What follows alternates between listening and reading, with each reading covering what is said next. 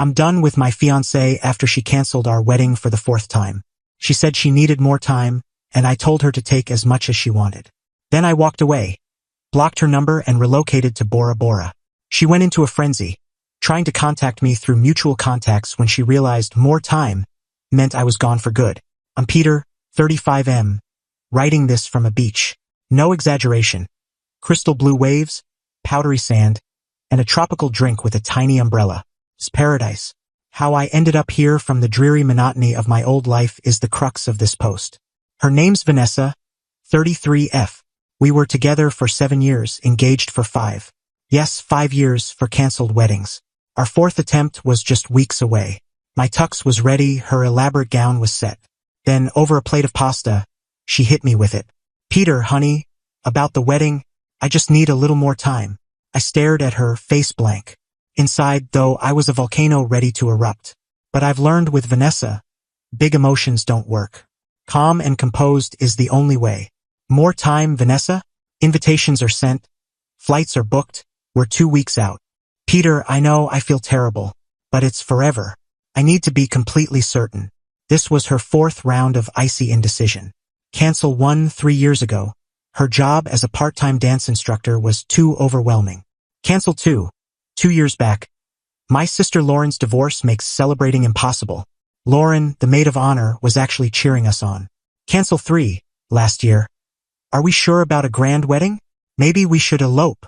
This after she obsessed over every detail of the big event. Each time I was a pushover, hurt, frustrated, but thinking I was in love. Every cancellation cost money, brought humiliation, and chipped away at me.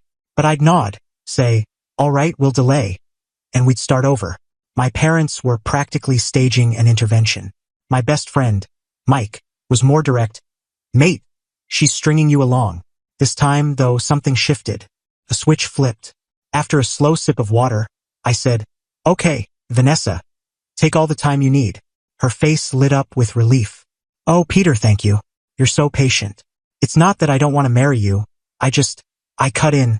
I get it. It's a huge step. Be sure. I even forced a small smile. Inside, the rage cooled into a sharp clarity. She babbled through dinner about how this extra time would help her find herself. I nodded, ate my fettuccine, paid the bill. Business as usual. The next morning, before sunrise, I was up. Vanessa was still asleep, probably dreaming of endless delays. I packed a large suitcase, essentials, passport, laptop, and a smaller one with a few cherished keepsakes. That was 3 weeks ago. I left a brief note. Vanessa, you wanted more time. You've got it, all of it. I'm taking time too to move forward. The wedding's off and so are we. I'll deal with my stuff later. Peter. I placed it on her pillow, grabbed my keys and left our rented apartment. Lease in my name, ending in 2 months, thankfully. I drove to my bank, transferred a chunk of savings to an offshore account I'd set up years ago. Visited a travel agency, booked a one-way business class ticket to Bora Bora for that night. Called my phone provider for a new SIM and international number. Then I rang Mike. Mate, you free? I asked. Mike, always for you. What's up? She bailed again. Me, yeah, and I'm done for real. Need a huge favor. I explained my plan. He paused, then said, bloody hell, Peter, about time. What do you need? My BMW was fully mine. I asked him to sell it and keep a cut. Deal done. I parked at the docks, handed him the keys, signed a power of attorney. Final stop, my parents. I told them everything. Mom teared up, then hugged me. Sweetheart, I'm sorry it took this long, but thank God you're free. Dad shook my hand, visibly relieved. Go live your life, son. You deserve it. I blocked Vanessa, phone, social media, email. Blocked Lauren, her parents, her inner circle. If she wanted to find me, she'd have to try hard. I wasn't planning on being found. Landed in Bora Bora. Checked into a luxurious overwater bungalow. The first week was sleep, cocktails, and staring at the sea. The pain and anger linger, but they're fading, replaced by calm. And a nagging thought. Why didn't I do this sooner? Yesterday, Mike called. Vanessa's been bombarding him. She woke up, read the note, and didn't get it. Thought I was just sulking. When she couldn't reach me, she panicked. She's been hounding mutual friends and my parents, who've politely shut her out. Mike says she's oscillating between sobbing, how could he do this to me? And rage.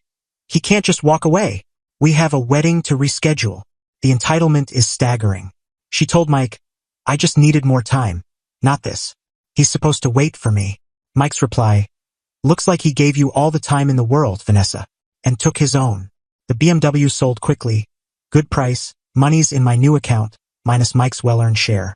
So here I am, sipping my pricey cocktail, wondering when she'll grasp that more time meant I was done. And you know what? Feels incredible. Update 1, 2 months later. Hey Reddit, Peter again. Thanks for the overwhelming support on my original post. It really helped knowing I wasn't alone in thinking 4 canceled weddings was a massive warning sign. Life in Bora Bora is, well, Bora Bora. The scenery's unreal. I'm starting to relax, got a tan, and picked up some remote freelance consulting, my old job, now with a 10-second walk to the balcony. The time zone's a nightmare, but it's worth it. Now, the Vanessa fallout. As expected, it's gotten messy. Mike's been my reluctant informant, mostly because Vanessa and her crew have been harassing anyone linked to me. According to Mike, Vanessa's spinning a tale that I'm the erratic one who threw away 7 years over her reasonable request. The nerve is world-class. Her sister Lauren's become her attack dog, spamming Mike and even distant relatives she found online. The narrative. Peter's lost it. He needs help. Vanessa's distraught. I've abandoned my duties. My only duty was to my sanity, which is finally recovering. Then there's the apartment drama. The lease ended last month. I'd already told the landlord I was gone and Vanessa would handle it. I paid my half of the final month before leaving. Vanessa stayed put, didn't pay, didn't pack, assumed I'd fix it. The landlord, Mr. Thompson, a guy with zero tolerance for nonsense, contacted Mike, my emergency contact. Mike explained, relationship over, I paid my share, Vanessa was informed. Cue Vanessa's desperate calls to Mike. Mr. Thompson's kicking me out. Peter has to pay. It's his fault for leaving. She even tried telling Mr. Thompson I was on a temporary work trip. Mr. Thompson didn't buy it, especially after Mike confirmed my trip was a permanent life change. Eviction notice issued. Vanessa had to scramble and moved in with Lauren. Mike says it's chaos over there. Good. Then, the wedding gifts. We'd asked for cash toward a home deposit, mostly from my family and older friends, held in an account in my name, lesson learned years ago. Vanessa, through Lauren, demanded her cut. Lauren sent Mike a spreadsheet of Vanessa's guests and their contributions, insisting the money go to Vanessa, not back to the givers. My response, via Mike, all gifts will be returned to the original donors with a note about the permanent cancellation. Provide addresses for Vanessa's guests. I'll handle it. This was apparently a declaration of war. Lauren to Mike, that's unfair. Vanessa needs that money. Peter's being spiteful. He's stealing her future. Stealing her future? She derailed her own future 4 times. I just stopped enabling it. I spent a tedious week sorting online transfers, sending polite notes. Due to the wedding's permanent cancellation, Peter is returning your generous gift. He wishes you well. My family and friends were supportive, even relieved. No clue how Vanessa's guests reacted, but I bet Vanessa and Lauren had some uncomfortable conversations when the expected cash didn't arrive. Another detail, Vanessa had borrowed my high-end earbuds, a leather coat, and some rare photography books. When Mike arranged movers, hired by me remotely, to clear my stuff from the apartment, those items were gone. Vanessa, via Lauren, because facing movers was too much, claimed they were gifts. They weren't. I let it go, not worth the hassle, but it's the principle. She genuinely thinks she's the victim here, that after years of her games, I owe her endless patience and resources. Mike says she's now claiming I ran off to Bora Bora with another woman. Hilarious. The only other woman here is the barista who serves my coffee. The initial piece has deepened into a kind of tired acceptance. Some people are just bottomless pits of entitlement. The best revenge? Me, thriving far from her mess, and her slowly realizing her actions have real consequences. Still got everyone blocked. Cheers from paradise. Update 2. 6 months later, Peter here. Final update, I promise. I've left Bora Bora. Paradise gets repetitive. I'm now traveling, still working remotely, and blissfully free of Vanessa. The past few months have been a masterclass in entitlement's limitless reach. After the gift money vanished and the apartment door closed, Vanessa, egged on by Lauren and their newly outspoken mom, Joyce, tried going legal. Mike, who deserves a medal for his patience, forwarded a formal letter from a Mr. Carter, a local lawyer. It demanded compensation for emotional trauma, from my abrupt abandonment and the public shame of the wedding cancellation. Public shame? She canceled 4 times. It also claimed a share of my BMW, saying she contributed to its upkeep. She once paid for a car wash. It demanded the return of her items, the earbuds and coat she kept, plus a new list of imaginary belongings and partner support based on our 7-year cohabitation. I laughed out loud. It was absurdly bold. Mike said Mr. Carter was likely a low-rent lawyer working on a no-win, no-fee basis. My response? I hired Ms. Emily Carter, a legal powerhouse in my hometown known for shredding baseless claims. After a few video calls and sharing all my records, texts, emails, lease, car title, bank statements, she was ready. Ms. Carter's response to Mr. Carter was, I'm told, a surgical takedown. Emotional trauma, countered with Vanessa's repeated cancellations, causing me distress and financial loss, backed by receipts from past venues. Highlighted my note ending things due to her latest delay. Car, showed title, registration, loan docs, all mine. Offered to bill Vanessa for gas if they pushed it. Items? Noted Vanessa kept hers and some of mine. Further claims would be harassment. Partner support? Reminded them we were never married, so no support applies. Offered to discuss my losses from 4 canceled weddings if they wanted to talk numbers. The letter closed by warning that baseless claims would lead to a counterclaim for my legal fees and a possible restraining order. Result?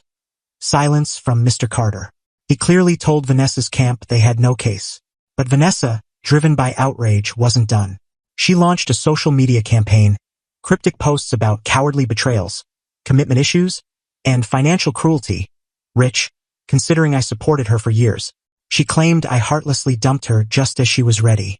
Some mutual friends, hearing only her side, messaged me, Mate, Vanessa's a mess, what happened? I sent them my original Reddit post. Most went quiet. Some apologized. The grand finale was Joyce calling my parents, sobbing. Please talk to Peter. Vanessa's broken. She made a mistake.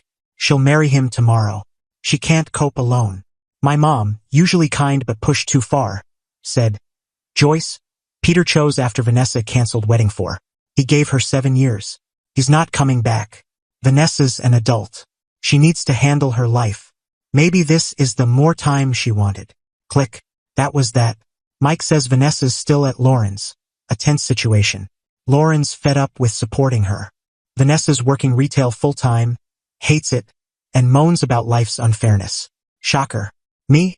I'm great. The anger's faded. There's some regret for the lost years, but mostly relief, and a quiet satisfaction. The revenge wasn't flashy. It was just me saying, enough. Her actions had consequences. She wanted more time without me? She got forever. She thought she could control me and the story indefinitely. She learned she couldn't. She assumed the world owed her a cushy life, no matter how she acted. The universe, via Ms. Emily Carter, delivered a reality check. Watching that, even from a distance, has been deeply gratifying. She didn't just get more time, she got a crash course in accountability. That's the best closure. Onward to new horizons. Thanks, Reddit, for the support, it meant a lot.